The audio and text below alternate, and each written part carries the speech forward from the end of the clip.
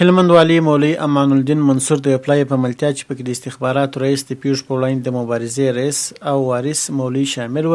نوې ولسوالۍ ته ولاړه. د ولایت مقام ویان مولوي محمد قاسم ریاض وایي هلمند والي ورسره اپلای هلته د هغو څلورو میرمنو د فاتحې په مراسمو کې ګډون وکړ چې تېره اونۍ د هلمند سیند د اوبو له امله خپل ژوند د لاسه ورکړی و. هلمند والي د شهیدانو له کورنیو سره د غمرازۍ ترڅنګ د هغوی د اقتصادي ستونزو د کمولو په موخه هرې کورنۍ ته 45,000 افغانۍ نغدي مرستې وسپارلې. تېره ورځ هلمند والي الحاج محترم مولوي امان الدین منصور صاحب د استخباراتو رئیس صاحب د پیښو په وړاندې مبارزې رئیس صاحب او یو شمېر نور مسؤلین ناوې ولسوالۍ ته ولاړه او هلته د هغه څلورو میرمنو د فاتحې مراسمو کې ګډون وکړ چې تېره اونۍ د هلمند سیند کې د اوبو له امله په شهادت رسېدلې وې. ښاغلي حاجي والي صاحب د دغه میرمنو د هرې کورنۍ سره 45,000 افغانۍ نغدي مرسته وکړه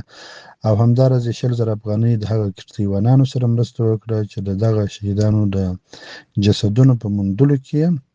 هڅې کړې وې. په همدې مهال نوموړي د هغو کښتیوانانو هڅې هم وستایلې چې د پیښې د رامنځته کېدو وروسته یې د مړو جسدونو په موندلو کې مرسته کړې وه. د هغوی د زحمتونو د قدردانۍ په موخه 100,000 افغانۍ مرسته ورکړل شوه. د ولایت مقام مسؤلینو ټینګار وکړ چې طبیعي پیښو پر وړاندې د چمتووالي او همغږۍ زیاتوالی به د دوی له لومړیتوبو څخه وي تر څو په راتلونکي د ورته پیښو د زیانونو مخه ونیول سي او د خلکو ژوند خوندي پاتې سي. همدارنګه لا هم خلکو وغوښتل چې د سیندونو او اوبو په موسم کې له احتیاطه کار واخلي او د اړوند ادارو سپارښتنې جدي ونیسي.